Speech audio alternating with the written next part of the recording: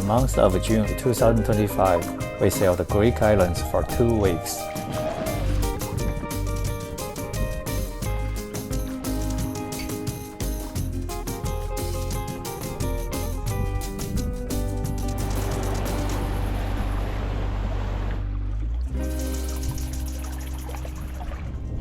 This video is our 14-day itinerary of sailing Cyclades and Saronic Gulf. In our 14-day journey, we sailed around 400 nautical miles to total 9 islands, 2 of them in Saronic Gulf, 7 islands in Cyclades. The whole journey was a scenic route every day. For any plan to sail Cyclades in the summer, the chance of encountering Meltemi is very high. Meltemi shapes all the itineraries, including ours, from changing routes to finding safe anchorages. In 14 days, we anchored in 11 anchorages. Some were bustling towns, others were uninhabited islands. We were short-handed. For the perfect peace, we chose anchorages and went to shore with dinghy, instead of docking in the marinas that are usually very crowded in the summer. Plus, we preferred the natural sceneries over towns except a few places.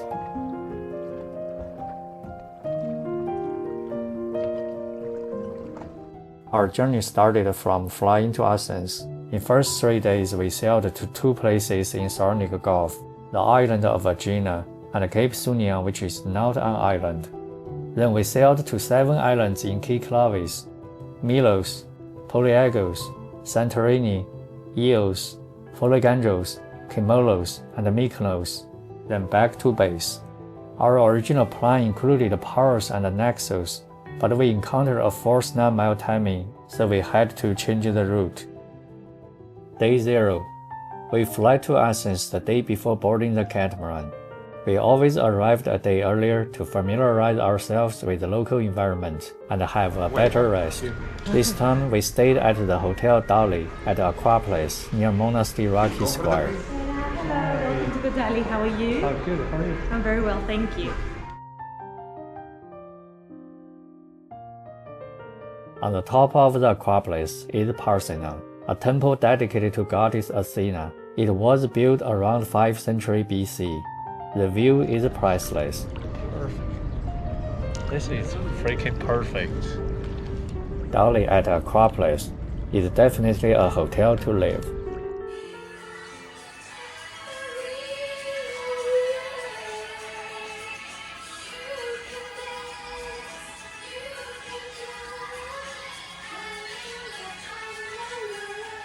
Day 1. Today we left Athens and sailed to the island of Aegina. We rose up shortly after the sunrise. The funny thing is that we almost sleep in every day at home, but wake up really early when we are traveling. That's perfect, thank you very much. The breakfast at Dali was great, lots of good choices. I don't really believe the saying that the breakfast is the most important meal of the day, but it's definitely the most important to us today. We needed to kickstart our metabolism and provide all the energy we're gonna need for later today. Dali also has an amazing snack bar in the lobby. I mean the best with really tasteful but also nutritious options. Sabina. Yes. How was your tea? It is great, thank you. That's very nice of you.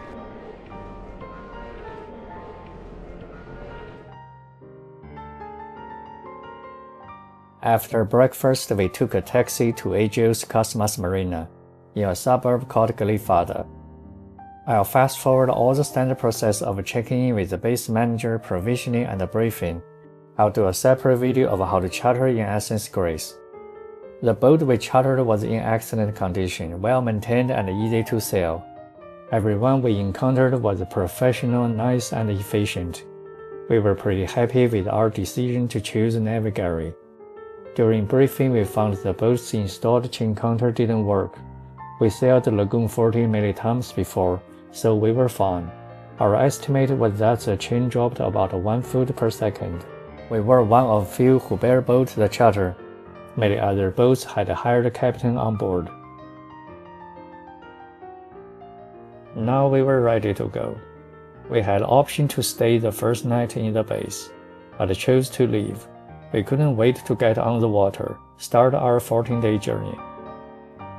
We were the last boat on the dock, so it was easy to get out, even with the strong wind on the stern.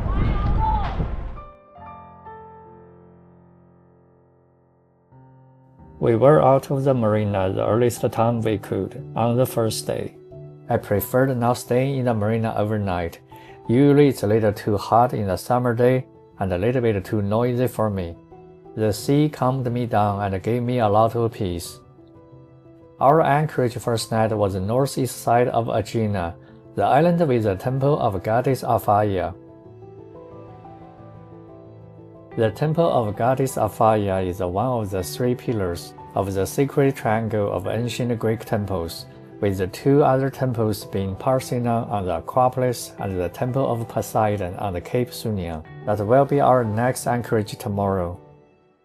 It was 12 miles sailing across the busy shipping channel in Saronic Gulf, so watch out the ferries, cruise liners, and container ships.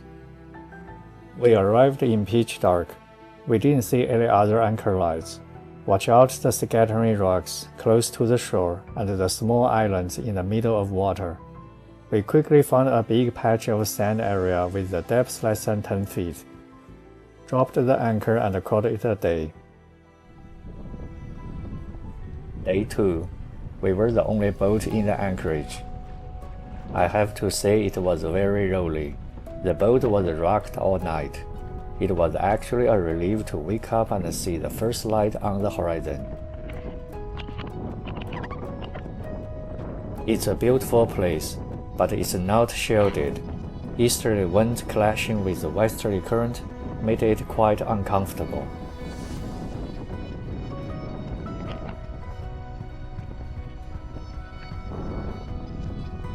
After staying for a short period of time on the island of Egina, we decided to raise the anchor and sail to our next overnight anchorage, Cape Sounion.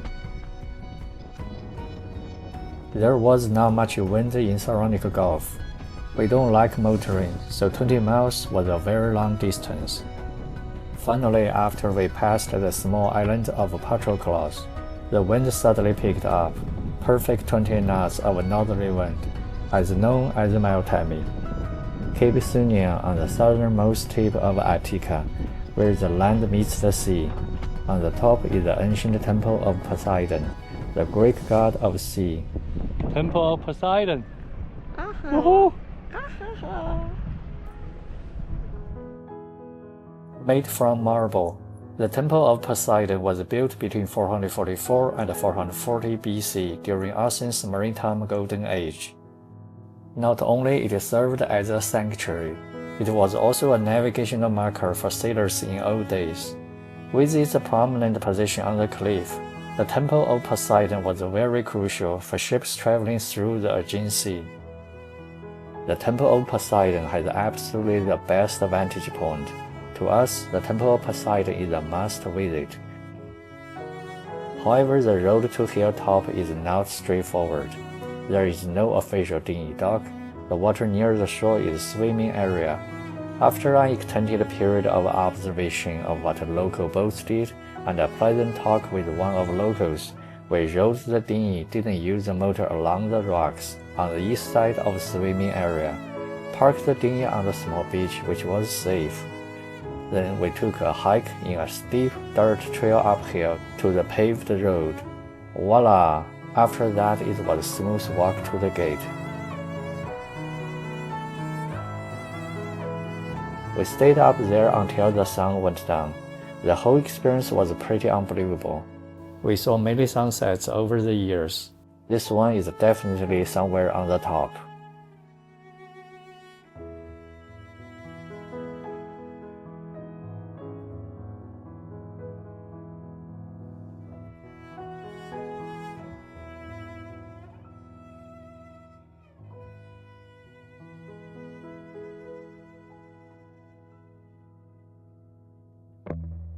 Day 3. We didn't go anywhere and stayed in Cape Sounion for another day. A cup of coffee kick-started the day. We moved the boat a little further away from the cliff. We stayed too close yesterday and couldn't see the bottom part of the temple. A step back looked fantastic. After breakfast, we took out the dinghy, explored the area along the shoreline. Here is the 360 of our chartered Lagoon 40.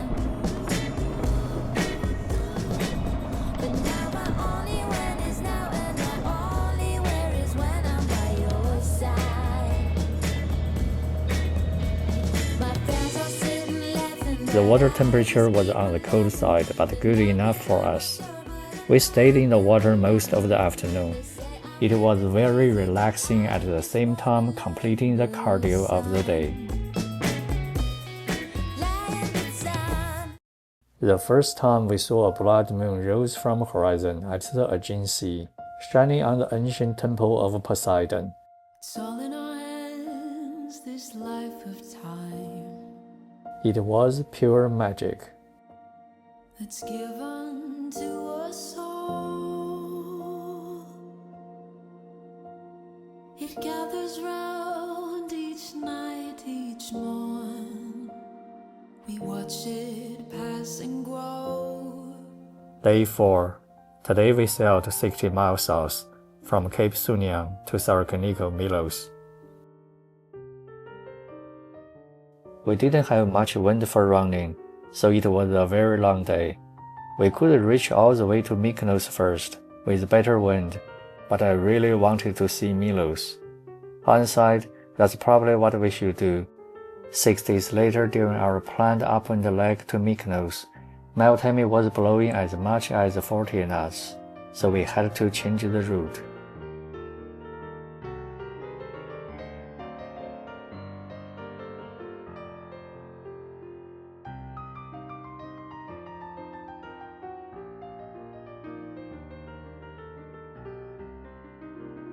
The wind barely reached 6 or 7 knots the whole day.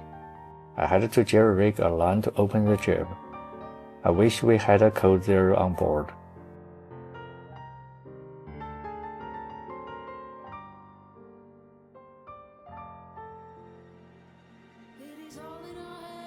We arrived at Sarakiniko Milos during sunset. We didn't stop anywhere in between, so we could catch this moment. Arrived before dark. And we know the change will surely come. Baby, one more trip around the sun. But we'll gather here where land meets sea, where we can be as one. The rocked coastline with white volcanic rocks couldn't be more amazing. The locals call it lunar. The name is absolutely spot on. I think we found the perfect place to anchor. By the way, the island of Milos is where the famous Hellenistic sculpture Venus de Milo was found in 1820. Created around 2nd century BC, Venus de Milo is definitely one of the best treasures in the world.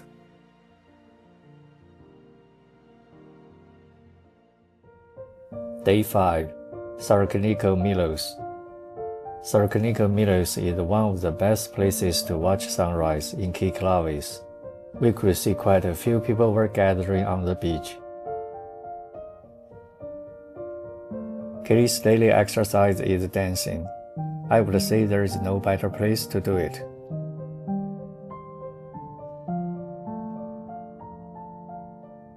It's time to explore Sarakiniko.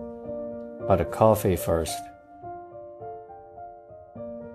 After the breakfast, we re-anchored our boat to be closer to the rocks, so it was easier to swim back and forth between the cliff and the boat.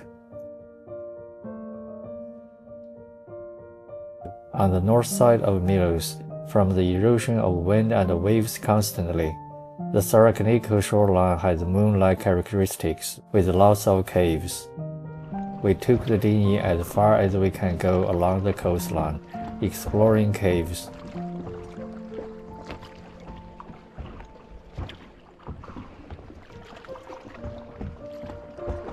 If you like cliff jumping, this is definitely the place for you.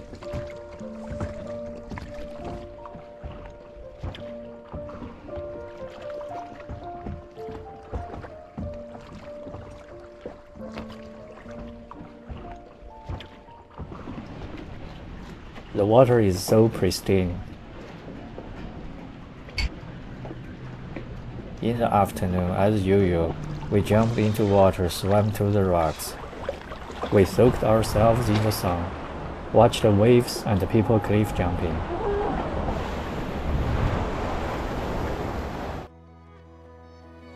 In the late afternoon, we raised anchor again and sailed around the island of Milos to our next overnight anchorage, Kleftiko, Milos, a historical pirate haven on the south side of Milos. Sailing along the coastline of Milos was one of the best experiences with all the rock formations and small islands.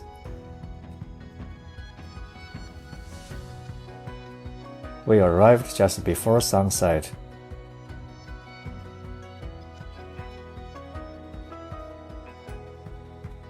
We sailed around a little bit more until the sun went down the horizon, then went into the anchorage when visibility was still good.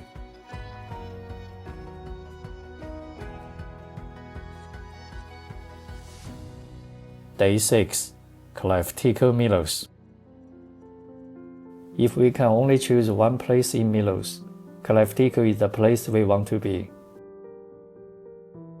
Amazing place. Kleftiko has a secluded bay with crystal clear turquoise water, surrounded by unique caves and rock formations, as great as anywhere in the world. No wonder it was an ideal pirate haven during the Middle Ages.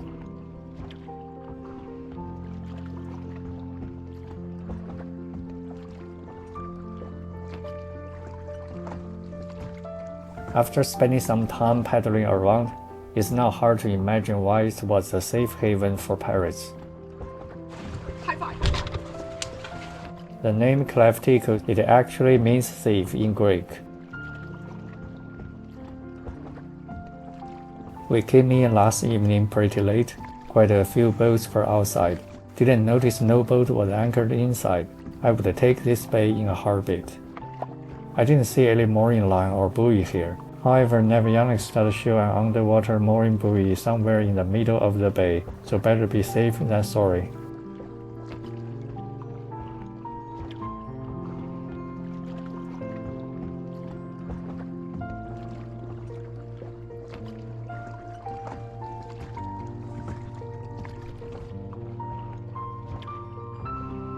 After 11, all sorts of tour boats packed this place. It's our cue to paddle back to our boat. Hindsight, anchoring outside was the correct decision, much quieter and more peaceful during the day.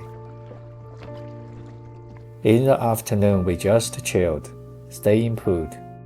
There was a little bit of this, and a little bit of that.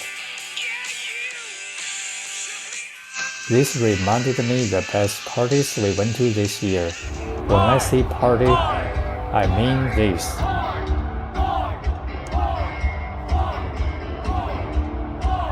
Let's rock and roll and party. Let's go.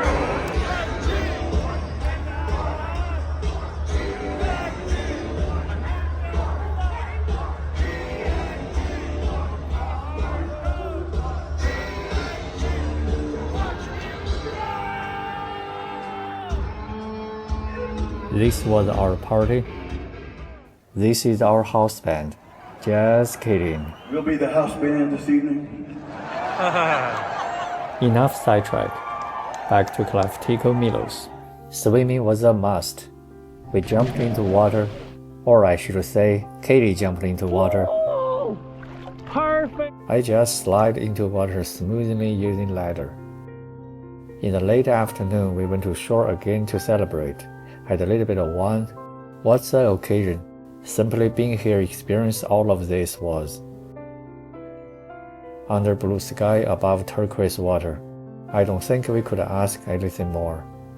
We rarely had a picnic, but this is a place that we couldn't refuse.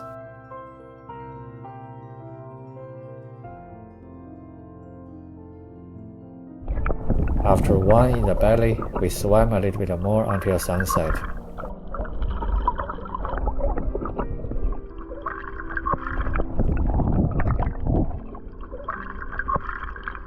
This concluded our perfect day in Kleftiko, Milos.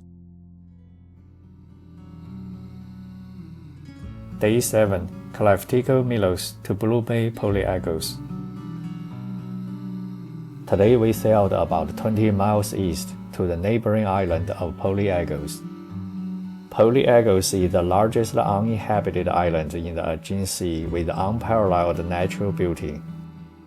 Sunrise was always good in Cyclades. Coffee was always needed, without saying. We raised the anchor. We were sailing. You may already find out we like to sail along the cliff.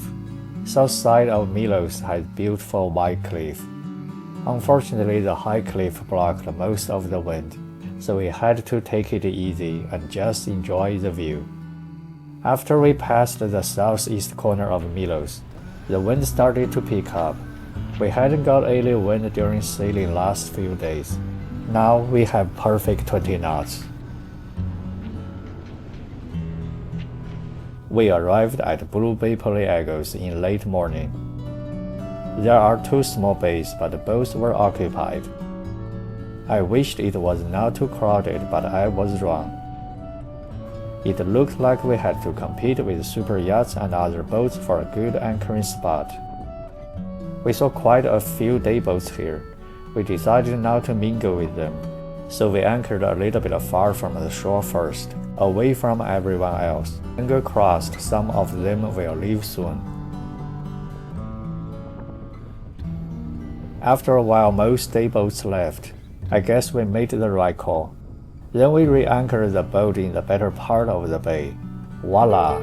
I couldn't believe we were so amazed after just spending the last 2 days in Milos, commonly known as one of the most beautiful islands in Cyclades. The cliffs under the sunlight glow in various of different colors: red, white, yellow, orange, you name it.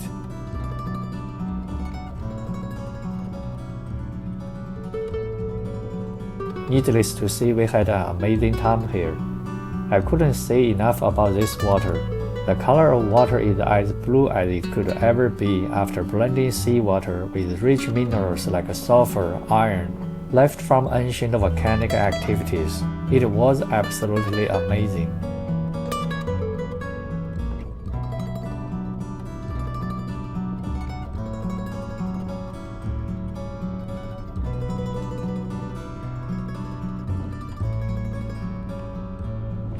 Day 8, Poliegos to Santorini. Today we sailed 50 miles southeast to the island of Santorini. Santorini is one of the most famous islands in the world.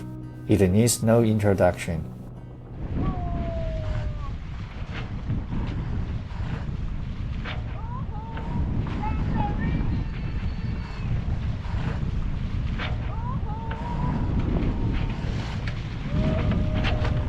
We arrived at Santorini in the early afternoon. I furled the jib half-size to be able to see all the sights from helm, even though the wind was significantly less inside the caldera. We were here to observe this magnificent view. The landscape was gradually unfolding in all the directions, revealing its secrets to us. Santorini has a unique landscape shaped by a massive volcanic eruption around 1600 BC. Most photos and videos are panoramic views from the top of the cliff in Aegina or Fera. They are certainly spectacular. We have these videos too. But sailing through the volcanic caldera, watching the cliffs from the water was very dramatic, one-of-a-kind experience. We were surrounded by the cliffs of different colors, red, white, black on all sides. On the top of the cliffs is the town of Aegina, probably the most well-known place in the island of Santorini. Aegina is famous for its whitewashed villages, highlighted by blue dome churches and Venetian-style windmills. We didn't sail the direct or most efficient course. Instead, we sailed through Caldera twice. I wouldn't have the other way. Our port site is the town of Fira, the capital of Santorini. Fira is built on the enormous cliff of 400 meters or 1,300 feet high on the edge of Caldera with whitewashed houses.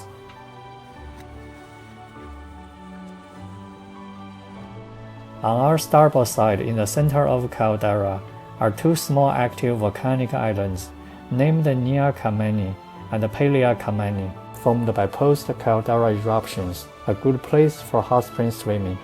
Without doubt, Santorini is a magnificent island, the crown jewel of Cyclades. The caveat is very crowded in the summertime. On the day we arrived, 4 cruise ships were on the dock. I heard some sailors avoided Santorini for this obvious reason, plus the difficulty to find anchorages. However, if you've never been to Santorini, it was definitely worth it. You just need to know where to anchor properly, where to find serenity in this picturesque place, even in the most crowded town. This video will get you covered. Santorini is a big island, much more than just Aegina and Fira. The anchorage we used is outside the town of Athens, on the southwest point of the island, a hidden gem of Santorini. Inside Caldera, there was not much wind. Outside, it was a totally different story. On the way to our anchorage, we passed 3 of the best Santorini beaches: Black Beach, White Beach, and Red Beach. Closer to the shore there is a mooring field. You can pay to grab a mooring ball. We didn't do that. We're very comfortable just anchoring outside the mooring field in about 7 or 8 meter depths. We stayed here for 2 days. The wind had been blowing mostly somewhere between 20 and 30 knots. Never had any problem. After we set the anchor, we saw a whole fleet of day catamarans, as many as around 50 rushing towards the same direction. My guess is that they are part of a sunset catamaran fleet. Stop at some beach nearby, wait until the sun sets to sail out again. We'll see if I'm right. If you have a dinghy to dock, make sure you dock it as close to the shore as possible on the left side facing restaurants. There are bigger boats coming in and out all day. The people managing the mooring field and the dock are very friendly and helpful. We had a little dinghy problem the other day. They helped us enormously. We couldn't say thanks enough.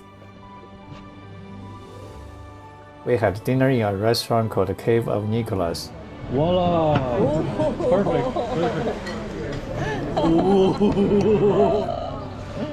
It served the freshest and the most delicious seafood. The family who runs it are very warm and welcoming. The best experience we could have in any restaurant.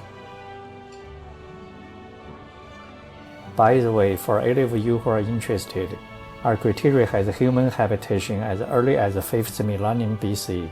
Yes, around 7,000 years ago. A huge volcanic eruption around the 16th century BC buried Aegina. Like Pompeii, it's remarkably well preserved.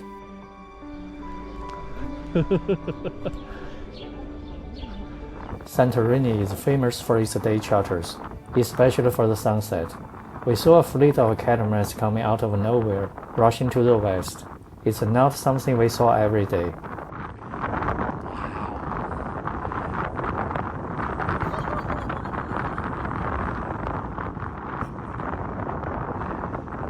We had our fair share of sunset watching, so we'll let this one pass. Day 9 and 8, Santorini. We went to the shore twice on 2 consecutive days. Day 8 the day we arrived and day 9 the day after. One day at Fira and the other day at Aegina. So I'll just lump sum these 2 days together. After taking the dinghy to the shore, we climbed a bunch of steep stairs, walked the winding roads, finally rode a bus from Athens to Fira.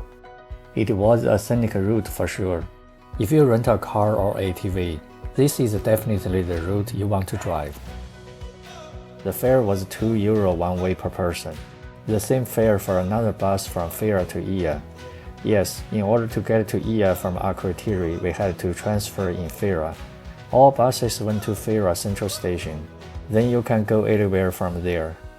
Surprisingly, most parts of Santorini are actually pretty flat, on the top of the cliffs surrounding caldera. It was a very pleasant bus ride. After we arrived at Fira, it was just a 2-minute walk to this,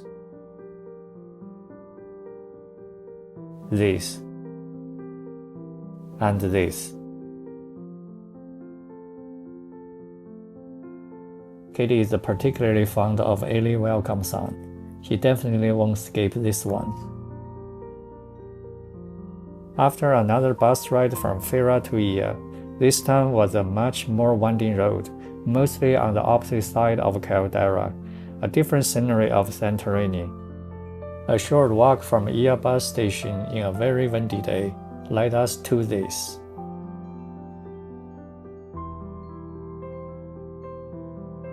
And this.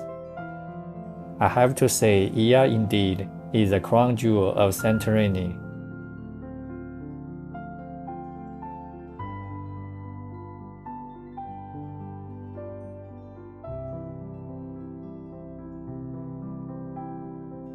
Like I said before, Santorini is always crowded. What a surprise.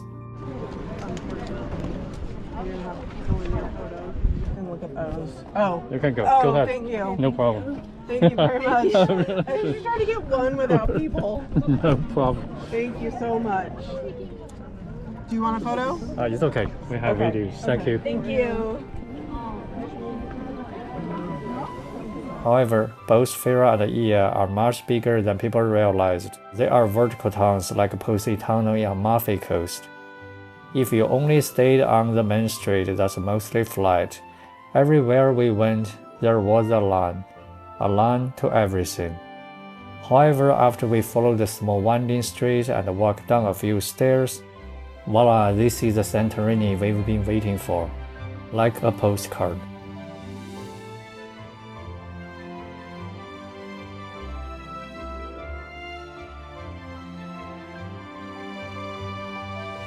There are lots of restaurants in both Ia and Fira.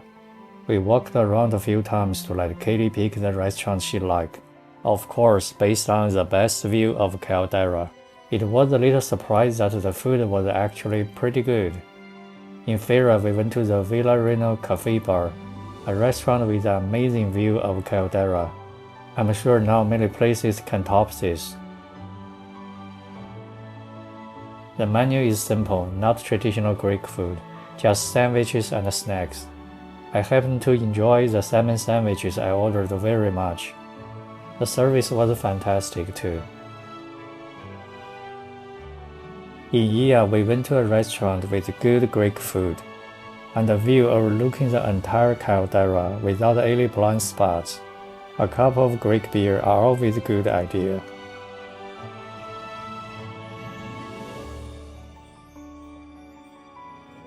The Castle of Ia, on the westmost point of Ia, is a watchtower originally built in Renaissance era under the Venetian rule. It's without doubt one of the best viewpoints in Santorini, very popular for sunset watching.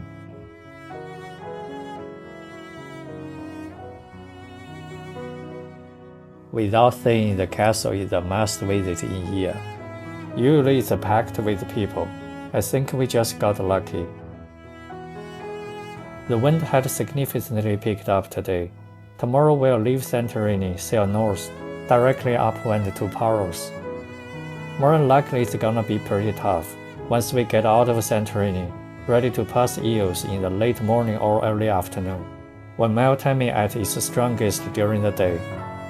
According to the current wind prediction, it's just shy of 30 knots, gust 40 plus. We'll see what happens tomorrow.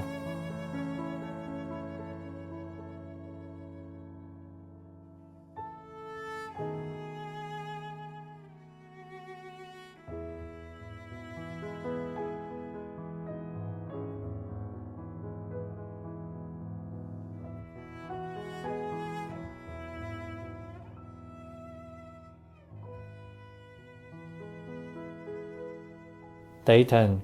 Today we'll sail north leaving Santorini. Our original plan was to sail upwind to Paros, stay overnight, then continue north to Mykonos and Delos. However, the weather changed dramatically last few days, from no wind at all to full-blown Meltemi. It was around 20 knots inside the caldera when we sailed our way out of Santorini. At this moment, I knew it was not gonna be easy once we cleared all the cliffs. Goodbye, Santorini. You will be missed. See you next time. Yeah, Santorini! As soon as we were outside the caldera, like a clock, the wind quickly picked up and got stronger every hour. It became intensified when we were passing through the gap between Milos and Mykonos. The wind of 30 knots itself was okay. After one reef, the boat had no problem handling it. The bad news was we were directly upwind, with the wind blowing right on the nose. A catamaran with self-tacking jib is not ideal at pointing. We had excellent speed, but not towards the right direction. With the waves coming from north compounding the problem, we were zigzagging too much with huge leeway. Finally, we had some real sailing. It was indeed exciting, but at the same time, we had to remind ourselves we were actually on vacation here. We had another 20 miles to go out of a total 45 miles course. After consideration, we decided to stop at Milos and call it a day. Even inside the bay, the wind blew around 30 knots. The good thing was it's an excellent anchorage. Plenty of space with a wide sandy bottom. We put out a good amount of chain, never had any problem. I didn't think it's a good idea to go swimming around the boat like we usually did. Definitely no with this current. We didn't know much about Milos since we didn't plan to stop here. It was not long before we realized Milos is actually a party island. It's pretty cool. We didn't do much here, just relax. It looked like a very fun island. I was glad we stopped here. After the sun went down, the restaurant and the bars on the shore became alive. The moon rose above the hill while the sunlight was still visible. Neighboring boats lit up with colorful lights on the mast. Music from the restaurants and the bars was very lively. Tomorrow will be a big day for us. Meltemi will be stronger. Instead of going north upwind as originally planned, we decided to change course to the west to Folegandros, then Polyaigos, Kimolos. Our only goal was to get around Meltemi as much as possible.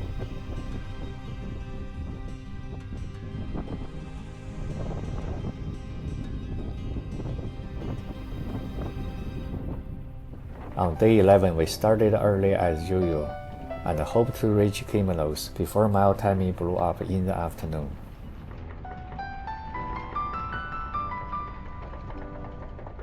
I had the main double reefed, and further the jib to only a quarter size. This sacrificed the speed about 2 to 3 knots at the moment, but the speed was not an issue to us.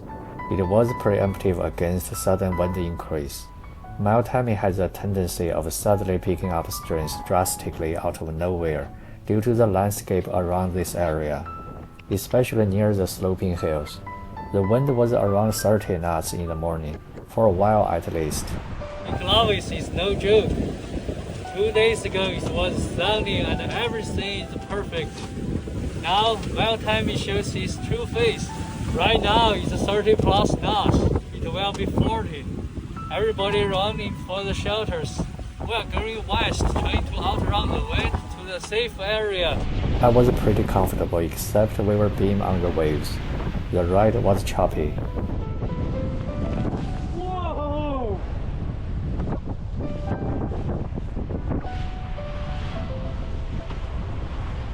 A couple of hours later, while rounding the island of Folegandros, Meltemi suddenly picked up strength and reached force 9 around 45 knots. I dropped the main all the way, stayed on the course just with a quarter size of jib for a little while. and determined the wind was there to stay. Not a gust, not temporarily due to the nearby sloping hills either. The weather app never predicted this much of wind. I sure didn't want it to continue increasing. Maybe more importantly, we were at the waypoint to turn north for Polyaigos. I didn't think it's a good idea to turn the boat upwind here. That for sure would push the apparent wind over 50. It's best to wait it out until the wind quieted down a bit in the later afternoon. So we furthered the rest of the trip and pulled into Folegandros. We had lunch there and stayed in this small quasi-private beach for a few hours. We felt very rewarded by our decision just thinking about it blows 40 knots outside the bay. In the late afternoon, we raised the sails again and sailed to Poliegos and Kimolos. Meltemi worked like a clock. It gradually increased the strength from morning to early afternoon, then slowly quieted down into the late afternoon. Believe it or not, 30 knots now felt like a breeze to me. Just kidding.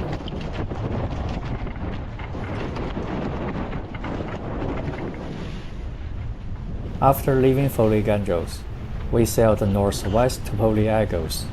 Once I heard somebody said, Polyaigos is the hidden paradise of Cyclades. I couldn't agree more. A few days ago we stayed in Blue Bay. Today we sailed a little bit more north and anchored in this gorgeous bay with crystal clear water and a wide sandy beach. The best of all, it's all for ourselves. We had a time of our lives.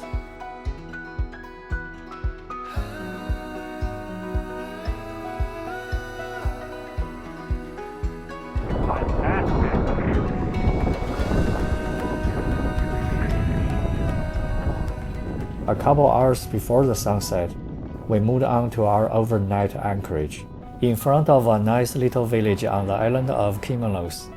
Unfortunately, it was a little crowded. The only available space that we were comfortable has grass in the bottom. So we continued north for another couple of miles to this beautiful bay with no other boats around.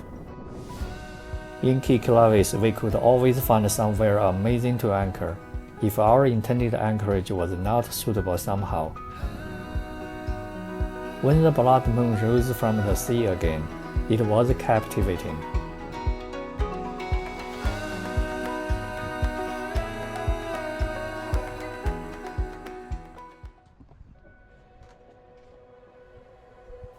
Day 12.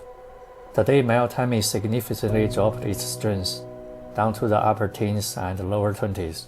It's perfect for us. If wind should continue to be as strong as yesterday, we had to either stay put or sail to the nearby islands. Now we finally got a chance to sail northeast, about 50 miles to the last island in our itinerary, Mykonos, the island of the winds, the island that we almost had to skip due to Meltemi. Sun rose in the east while the moon dropped in the west. These two together was one hell of a view.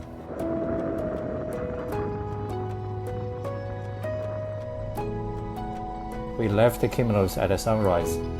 Time was not on our side. Luckily we had a favorite northwesterly wind today, so we were reaching all the way, only a couple of tacks here and there.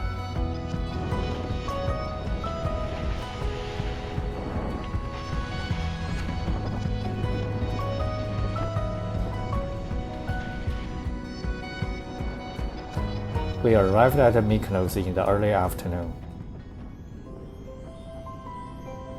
As soon as the anchor was set, we got on shore. First stop and only stop, Old Town Mykonos. We like Old Town Mykonos. It felt like home. It's a maze-like alleyways, whitewashed houses with colorful doors and railings. Icing on the cake, decades-old bougainvillea blossom in the sunlight. We took our sweet time to walk a lot of alleyways, one after another. They never ceased to amaze us.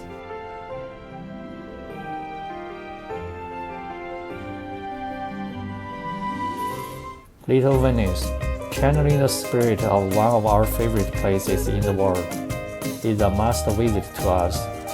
Happiness could be very contagious.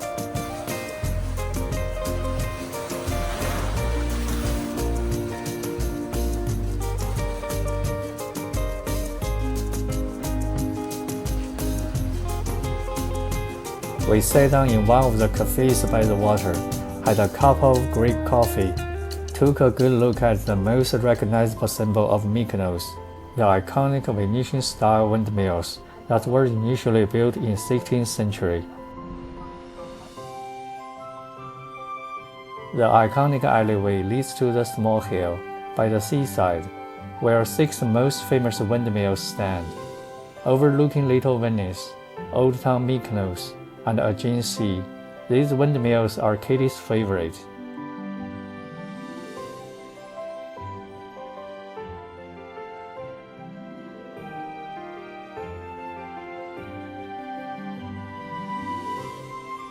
During summertime, Mykonos could be hot and crowded.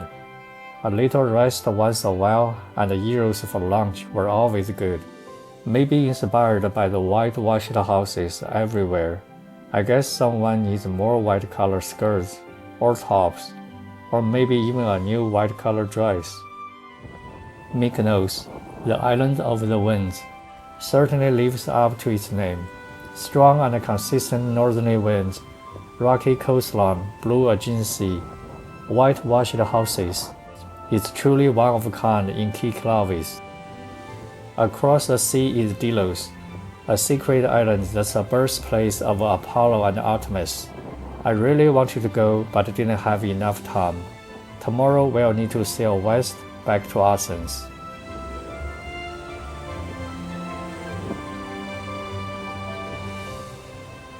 Day 13. Today we sailed back to Athens.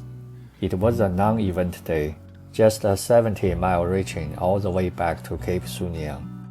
It was the longest distance we ever sailed in one day. We saw the sunset for the last time in Cyclades and arrived at Cape Sounion in pitch dark. The Temple of Poseidon was the beacon of light to us. It was so good to see it again. The anchorage was packed on a Thursday night. After a very long and exhausting day, could this view be more amazing? Day 14. We were back at Aegeo's Cosmos Marina in Glyfada. The official boat return time was 5 p.m. Our 14-day sailing journey in Cyclades, Greece has officially ended, but our passion for Greek islands didn't stop here. We will be back.